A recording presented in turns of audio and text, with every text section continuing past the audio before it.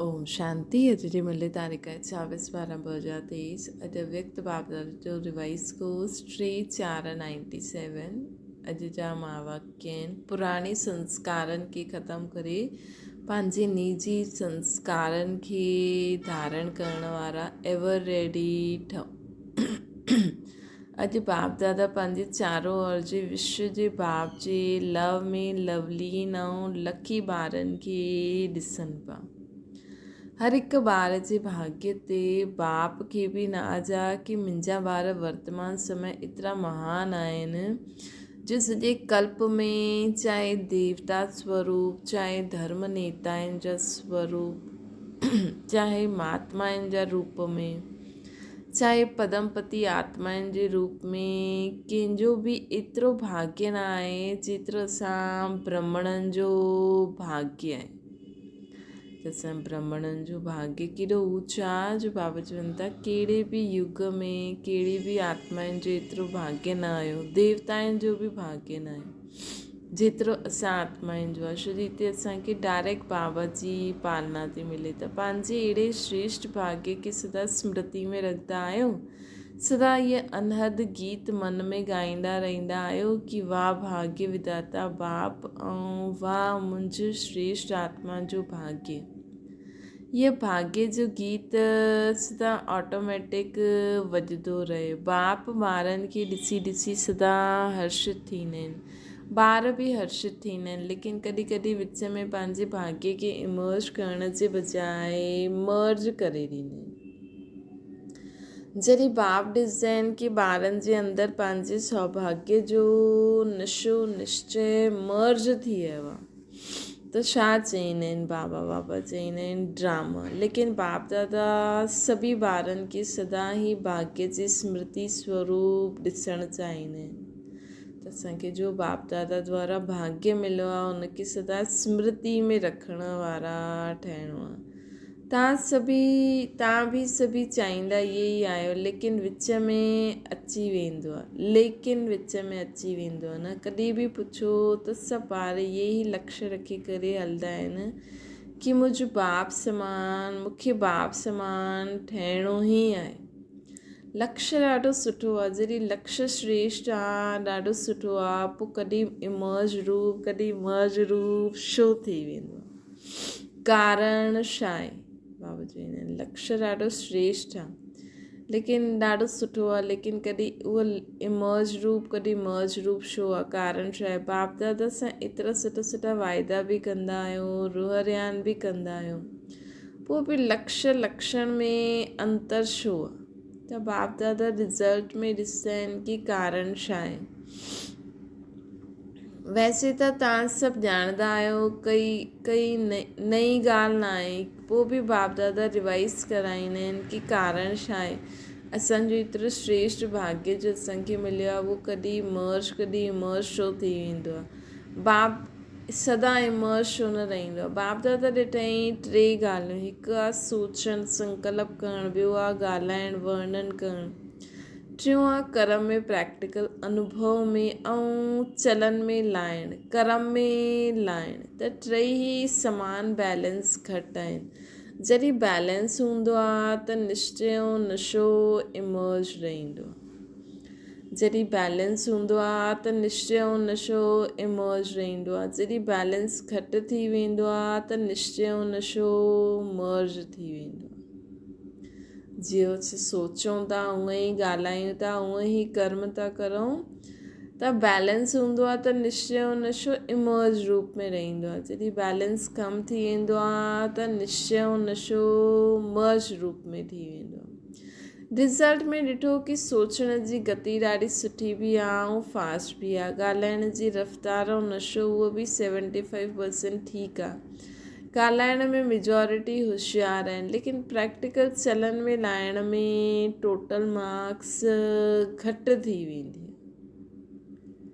त 2 ॻाल्हियुनि में ठीकु आहिनि, लेकिन 3 ॻाल्हि में ॾाढो घटि आहे। कारण जॾहिं संकल्प बि सुठो आहे, बोल बि सुंदर, ॾाढो सुंदर रूप में आहे, पोइ प्रैक्टिकल में घटि छो आहे? कारण छा आहे? ॼाणंदा आहियो? हा या न चओ। ॼाणंदा ॾाढो सुठो आहियो। अगरि कंहिंखे बि चयूं की हिन टॉपिक ते भाषण करो या क्लास करायो त केतिरो सुठो क्लास बि कराईंदा, वॾे निश्चय फलक सां भाषण बि कंदा आहिनि, क्लास बि कराईंदा आहिनि। बाप दादा सभिनि जी क्लासिस ॿुधंदो आहे, छा ॻाल्हाईंदा आहिनि, मुस्कुराईंदा बि आहिनि। वाह ॿार वाह, मूल ॻाल्हि आहे बाप दादा पहिरों बि ॿुधायो हुई, इहे रिवाइस कोर्स थो हले। त बाप चवंदा आहिनि की कारण हिकु आहे, ज़्यादा बि न आहे, हिकु ई कारण ऐं बाप दादा सम्झंदा आहिनि की कारण जो निवारण करणु मुश्किल बि न आहे, ॾाढो सहज आहे। लेकिन सहज खे मुश्किल ठाहे ॾींदा आहिनि, मुश्किल आहे न ठाहे ॾींदा आहिनि। छो? नशो मर्ज थी वेंदो आहे, नशो मर्ज थी वेंदो आहे। हिकु ई कारण आहे, जो बि धारणा जी ॻाल्हि ॿुधंदा आहिनि, कंदा बि आहियो, चाहे शक्तियुनि जे रूप में चाहे गुणनि जे रूप में, धारणा जी ॻाल्हियूं ॾाढो सुठो कंदा बि आहिनि। एतिरी सुठी कंदा आहिनि जो ॿुधण वारे चाहे अज्ञानी चाहे ज्ञानी ॿुधी करे ॾाढो सुठो चई करे खूब तालियूं वॼाईंदा आहिनि।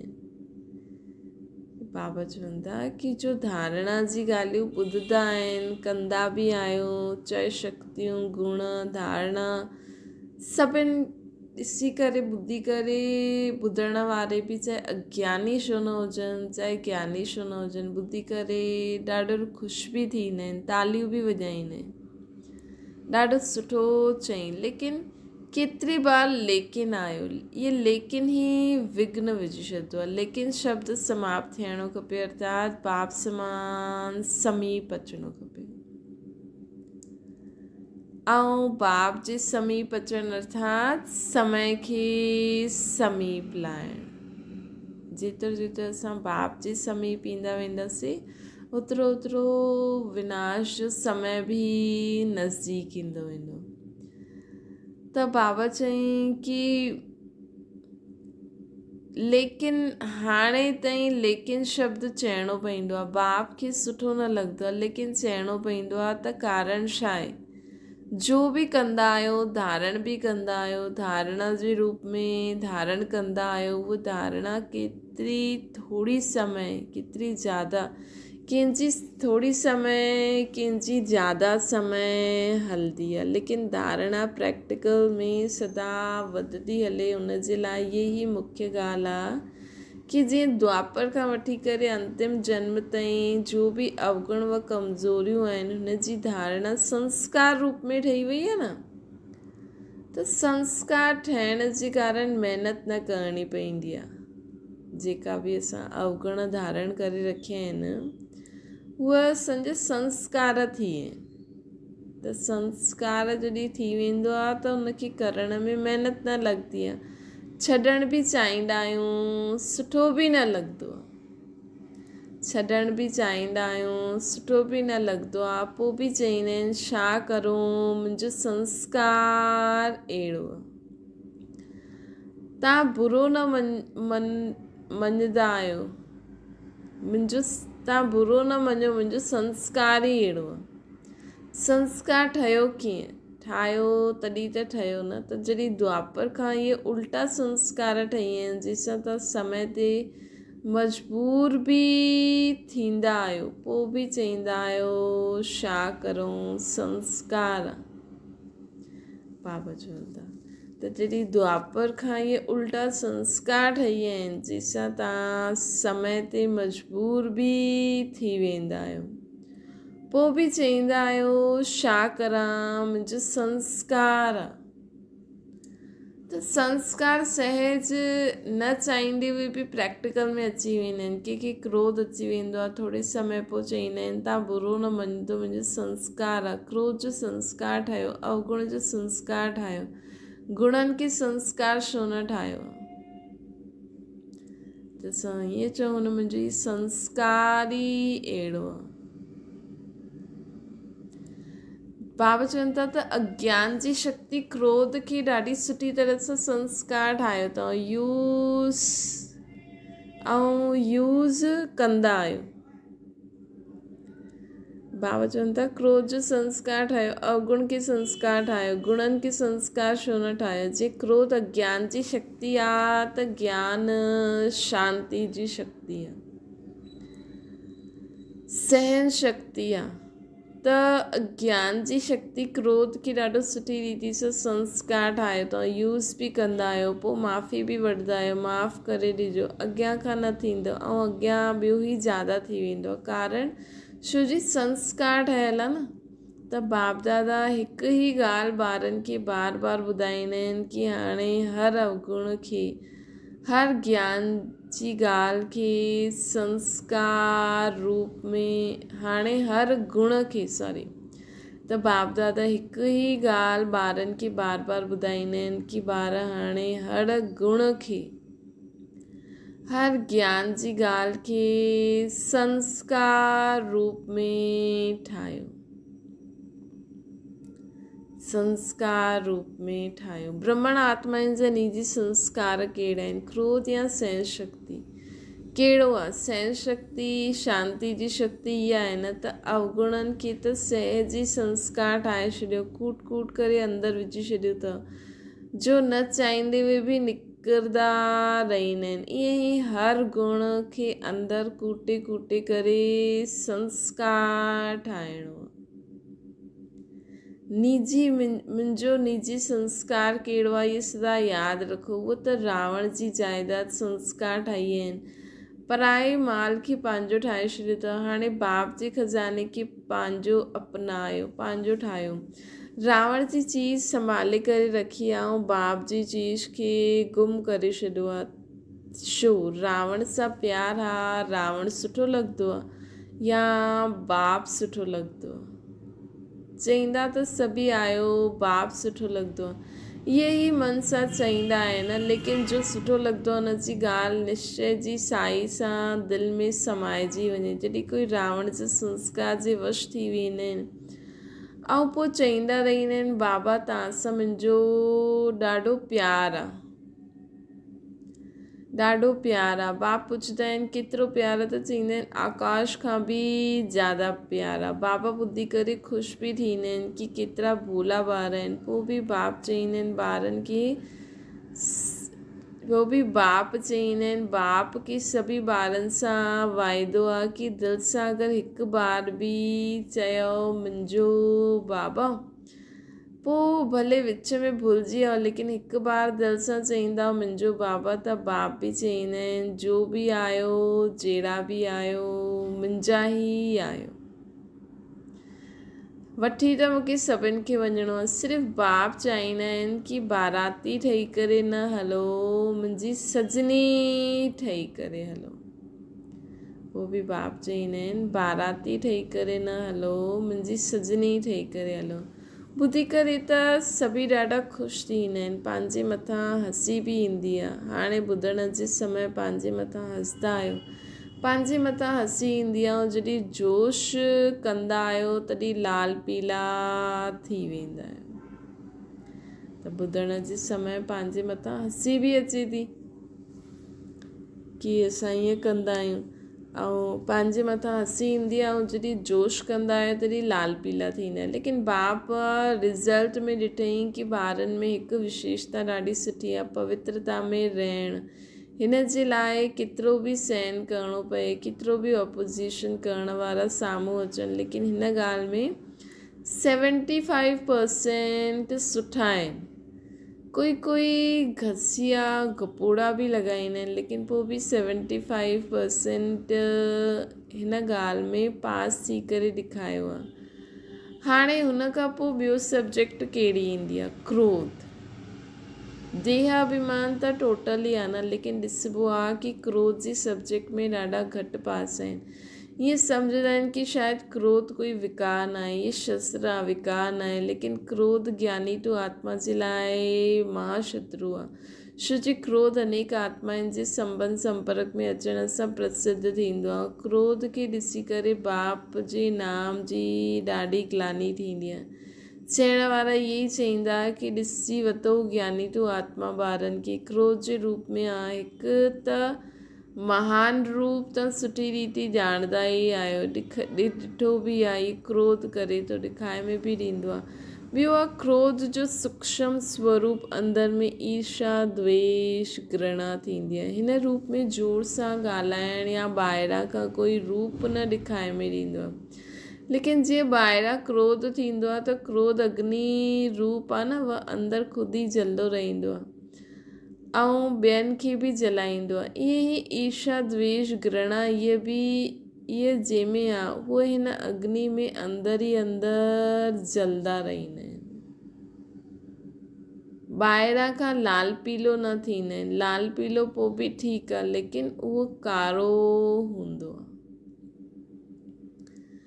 त जेका ईर्ष्या द्वेष घृणा कंदा आहिनि न, उहा अग्नि उहे जंहिंमें आहे उहे हिन अग्नि जे अंदरि ई अंदरि जलंदो रहंदो आहे। ॿाहिरां खां लाल पीलो न थींदो, लेकिन ॿाहिरां खां लाल पीलो न थींदो आहे, लाल पीलो पोइ बि ठीकु आहे बाबा चवनि था, लेकिन जो अंदरि ई जलंदा रहंदा आहिनि न, अंदरि ई जलंदा रहंदा त कारा थी वेंदा। त इहो ॿियो रूप। टियों क्रोध जी चतुराई जो रूप, उहो शायदि चइण में सम्झण में ईअं ई सम्झंदा आहिनि, उहे चवंदा आहिनि कि किथे सीरियस थियणो पवंदो आहे, किथे किथे लॉ ठाहिणो पवंदो आहे कल्याण जे लाइ। हाणे कल्याण आहे या न उहो पाण खां पुछो। बाप दादा कंहिंखे बि पंहिंजे हथ में लॉ ठाहिण जी छुटी न ॾींदा आहिनि। छा कोई मुरली में चयो आहे कि भले लॉ ठाहियो, क्रोध न करो। लॉ ठाहिण वारे जे अंदरि जो रूप उहो ई क्रोध जो अंश आहे। जो निमित आत्मायूं आहिनि उहे बि लॉ ठाहींदियूं न आहिनि, लेकिन उन्हनि खे लॉ रिवाइज़ कराइणो पवंदो आहे। लॉ कोई बि न उठाए सघंदो आहे, लेकिन निमित आहे त बाप द्वारा ठाहे हुए लॉ खे रिवाइज़ कराइणो पवंदो आहे। त चईंदा आहिनि न किथे किथे सीरियस थियणो पवंदो आहे, त लॉ ठाहिणो पवंदो आहे। त असांखे लॉ न कंहिंखे असांखे चइणो न आहे, असांखे ईअं चइणो आहे कि बाबा हीअं चयो अथई, मां ईअं चवां थी न, बाबा ईअं चईंदा आहिनि न, हिन करे ईअं न करो। निमित ठहिण वारनि खे एतिरी छुटी आहे, सभिनि खे न आहे। त बाबा चवनि था सभिनि खे न आहे। अॼु बाप दादा थोरी ऑफिशियल शिक्षा था ॾियनि, प्यार सां उठाइणो आहे। छोकी बाप दादा ॿारनि जे लिखे हुए कए हुए वाइदा ॾिसी करे ॿुधी करे मुस्कुराईंदा आहिनि। हाणे बाप दादा जो ॿुधाईं कि हर गुण खे निजी संस्कार ठाहियो, अंडरलाइन कयो। त हाणे इहा करिणो आहे कि शांत स्वरूप में रहणो आहे, सहनशील ठहिणो आहे, इहो मुंहिंजो संस्कार ठही वञे। सदा शांत स्वरूप रहण, सहनशील रहण, पवित्र रहण, हर गुण हर शक्ति हर बाबा जी श्रेष्ठ मत खे पंहिंजो संस्कार ठाहे ॾियणो। इहे त मुंहिंजो संस्कार ठही वियो। पोइ बाप दादा जॾहिं मिलन मल्हाइण आया त हिन पंहिंजे निजी संस्कार ठाहे करे बाप दादा जे अॻियां हिन 5-6 मास में ॾेखारिणो आहे। इन करे अॼु रिज़ल्ट ॿुधाइनि था। पोइ बाप दादा जॾहिं वापसि ईंदा त बाबा चई पंहिंजे हिन पंहिंजे निजी संस्कार ठाहे करे अहिड़ा बाप दादा वटि अचिजो। क्रोध जी रिपोर्ट ॾाढी ईंदी आहे, क्रोध जी रिपोर्ट ॾाढी ईंदी आहे। नंढा वॾा भिन्न भिन्न रूप सां क्रोध कंदा रहंदा आहिनि। हाणे बाप दादा ज़्यादा न खोलंदा, लेकिन कहानियूं ॾाढियूं मज़े जी आहिनि। इन करे अॼु खां क्रोध खे छा कंदव, अॼु खां क्रोध खे विदाई ॾींदव न, त सभिनि ताली वॼायूं। ॾिसो ताली वॼाइणु ॾाढो सहज आहे, लेकिन क्रोध जी ताली न वॼे। बाप दादा हाणे इहे बार बार ॿुधणु न चाहींदा आहिनि, पोइ बि रहम पईंदो आहे त ॿुधाए वठंदा आहिनि। त हाणे इहे बि न चइणो आहे कि बाबा वाइदो त कयो, लेकिन पोइ अची वियो छा करो, वरी अची वियो बाबा छा करो। चाहींदा न आहियूं, अची वेंदी आहे। तव्हां ई माया खे सम्झायो, क्रोध खे सम्झायो। त इहे पुरुषार्थ बि बाप करे, प्रालब्ध ॿार वठनि। ये बि महिनत बाप करे त अहिड़ो वाइदो न करिणो आहे जो पोइ 5 मास खां पोइ रिज़ल्ट ॾिसंदासीं। हाणे भले तव्हां ॿुधायो न ॿुधायो, बाप दादा वटि त सभिनि जी रिज़ल्ट पहुची वेंदी। बाबा त होमवर्क ॾिनई, हाणे बाबा ॾिसंदा मुंहिंजा केरु ॿार मुंहिंजो होमवर्क करनि था, पोइ हुन अनुसार बाबा वटि रिज़ल्ट सभिनि जी पहुची वेंदी आहे। अहिड़ी रिज़ल्ट न हुजे छा करूं, थी वेंदो आहे, सर्कमस्टेंसिस ई अहिड़ा हूंदा आहिनि। अहिड़ी रिज़ल्ट बाप दादा वटि न अचणी खपे। ॻाल्हि ॾाढी वॾी थी वई बाबा, इन करे बाप खे बि सम्झाइण जी कोशिशि कंदा आहिनि। ॾाढा होशियार ॿार आहिनि।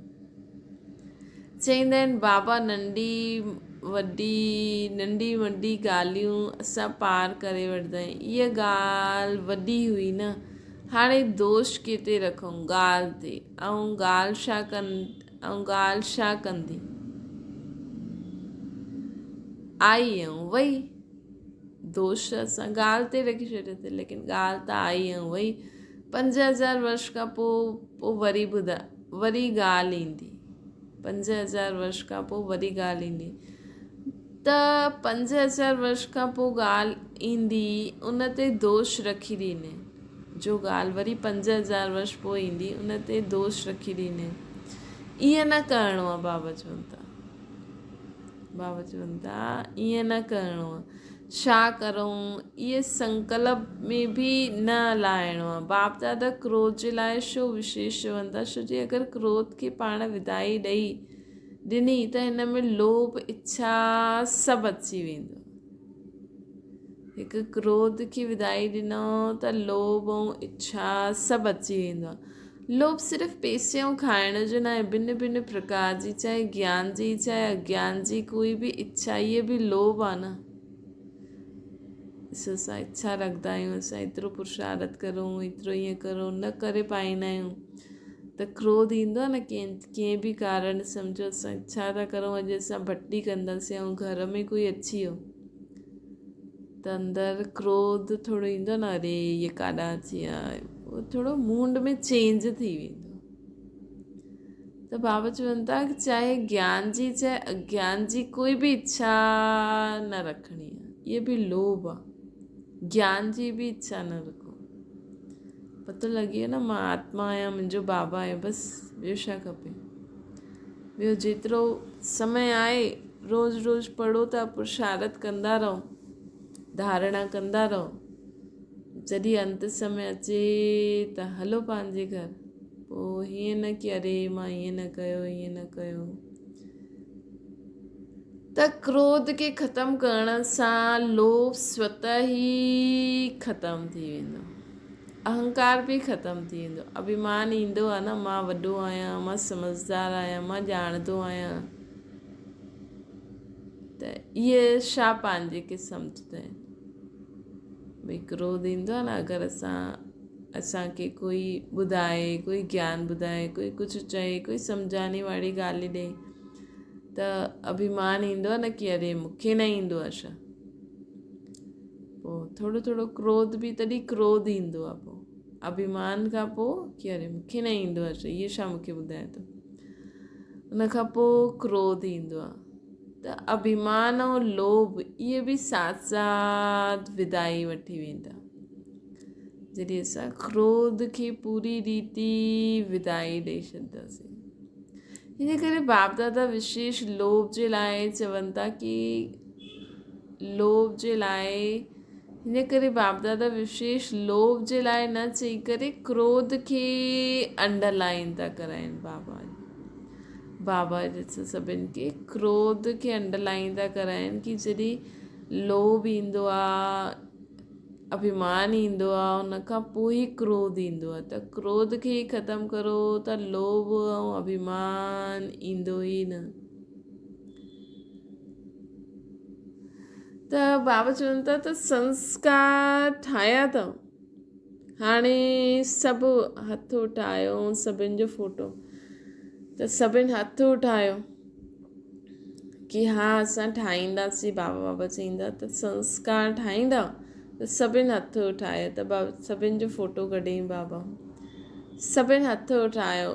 हाणे थोरी सी मुबारक ॾियनि था, ॾाढी न। ऐं जॾहिं पोइ रिज़ल्ट ॾिसंदा न, पोइ वतन में देवताऊं बि, स्वर्ग जा देवताऊं बि असांजे मथां वाह जा पुष्प किराईंदा, सभिनि जे मथां वाह जा पुष्प किराईंदा। अॼु खां हर हिकु पंहिंजे खे ॾिसे, ॿिए खे न ॾिसे। ॿिए जी इहा ॻाल्हि ॾिसण जे लाइ मन जी अखियूं बंदि। हर हिकु पाण खे ॾिसे, ॿिए खे न ॾिसे। ॿिए जी इहे ॻाल्हियूं ॾिसण जे लाइ मन जी अखियूं हिकदमि बंदि करे छॾियो। ये अखियुनि खे बंदि करे न करे सघंदा आहिनि, लेकिन मन जी अख बंदि करणी आहे। ॿियो कंदा आहियूं, ॿियो कंदो आहे या टियों कंदो आहे, मूंखे न ॾिसणो आहे।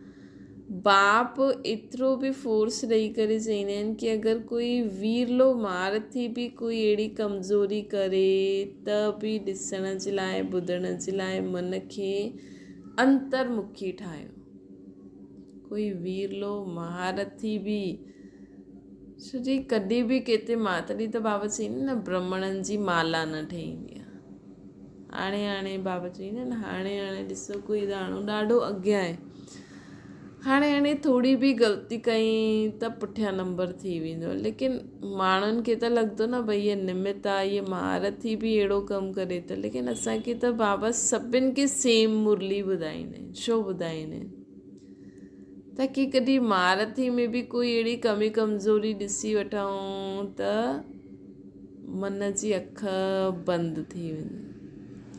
हसी जी ॻाल्हि ॿुधाईंदा आहिनि। बाप दादा जो थोरो स्पष्ट ॿुधाइनि था, बुरो त नथो लॻे न। अच्छा, हिकु ॿियो बि स्पष्ट ॻाल्हि ॿुधाइनि था। बाप दादा ॾिठई कि मेजॉरिटी समय प्रति समय सदा न, कॾहिं कॾहिं महारथियुनि जी विशेषता खे कम ॾिसंदा आहिनि, कमज़ोरियुनि खे ॾाढी गहराई सां ॾिसंदा आहिनि ऐं फॉलो कंदा आहिनि। ॿार हिकु ॿ सां वर्णन बि कंदा आहिनि कि इहे छा आहे, सभिनि खे ॾिसी वरितो। कॾहिं कॾहिं जेका ॿार आहिनि उहे महारथियुनि जी कमज़ोरियुनि खे ॾिसंदा आहिनि, विशेषताउनि खे घटि ॾिसंदा आहिनि। पोइ हिक ॿिए सां वर्णन बि कंदा आहिनि कि इहो छा, सभिनि खे ॾिसी वठो। महारथी बि कंदा आहिनि, असां त पुठियां आहियूं। हाणे महारथी जॾहिं बदिलंदो त असां बदिलंदासीं। लेकिन महारथी जी तपस्या ऐं महारथी जा बहुत काल जो पुरुषार्थ उन्हनि खे एडिशन मार्क्स लाइ करे बि पास विद ऑनर्स कराए वठंदो। भई हाणे असां कंहिंजी ग़लती ॾिठी त चाट त रोज़ु रखंदा ई आहिनि, सभु पंहिंजी चेकिंग कंदा आहिनि। त महारथी बि चेकिंग कंदो, भई मूंखां हीअ ग़लती थी वई त उहो झटि पंहिंजी ग़लती खे यादि जी शक्ति सां ख़तमु करे सघंदो। त महारथियुनि जो ॾाढे काल जो पुरुषार्थ उन्हनि खे एडिशन मार्क्स लाइ करे पास विद ऑनर्स करे छॾंदो। तव्हां हिन इंतज़ार में रहंदव कि महारथी बदिले त असां बदिलंदासीं त धोखो खाई वठंदो। इन करे मन खे अंतर्मुखी ठाहियो। मतिलबु टोटल असांखे हर हिक जी विशेषता ॾिसणी आहे। टोटल असांखे स्वयं खे ॾिसणो आहे, सभिनि जी विशेषता ॾिसणी आहे ऐं स्वयं खे ॾिसणो आहे मूं में कहिड़ी कहिड़ी कमी आहे, मूंखे कहिड़ो ॻाल्हि खे ख़तमु करे जल्दी पाप समान संपन्न संपूर्ण ठहिणो। सम्झो, इहे बि बाप दादा ॾाढो ॿुधंदा आहिनि। ॾिसी वरितो। असांजी बि त अखियूं आहिनि, असांजा बि कन आहिनि, असां बि ॾाढो ॿुधंदा आहियूं। लेकिन महारथियुनि सां हिन ॻाल्हि में रीस न करणी आहे। महारथियुनि सां हिन ॻाल्हि में रीस न करणी आहे। अच्छाई जी रेस करो, बुराई जी रीस न करो, न त धोखो खाई वठंदव। बाप खे त तरस पईंदो, छो जो महारथियुनि जो फाउंडेशन निश्चय अटल अचल आहे। इन करे दुआयूं एक्स्ट्रा महारथियुनि खे मिलंदियूं आहिनि। हिन जे लाइ कॾहिं बि मन जी अख खे हिन ॻाल्हि जे लाइ न खोलिजो। हाणे कंहिंजी बि बुराई, कंहिंजी बि कमी कमज़ोरी ॾिसण लाइ हाणे असांखे मन जी अख न खोलणी आहे, सदा बंदि। सभी सुठा आहिनि, सभिनि जा गुण ॾिसो, सभिनि जो कल्याण थिए। बंदि रखियो। ॿुधण जे बजाए मन खे अंतर्मुखी रखो। भई सभिनि जो कल्याण आहे, सभी सुठा आहिनि। कोई असांखे ॿुधाए बि फलानो ईअं थो करे, फलानो अहिड़ो आहे, असां चवंदा सभी सुठा आहिनि, सभिनि जो कल्याण थिए। अच्छा चारो जी सर्व बाप दादा जे लव में लवलीन आत्मायूं, सर्व बाप जे सेवाधारी आत्मायूं, सर्व सहज पुरुषार्थ खे अपनाइण वारी श्रेष्ठ आत्मायूं, सदा बाप समान ठहिण जे लक्षण खे समान ठाहिण वारियूं बाप जी समीप आत्माउनि खे बाप दादा जो यादि प्यार ऐं नमस्ते। असांजी बि बाप माता पिता बाप दादा खे यादि प्यार ऐं नमस्ते।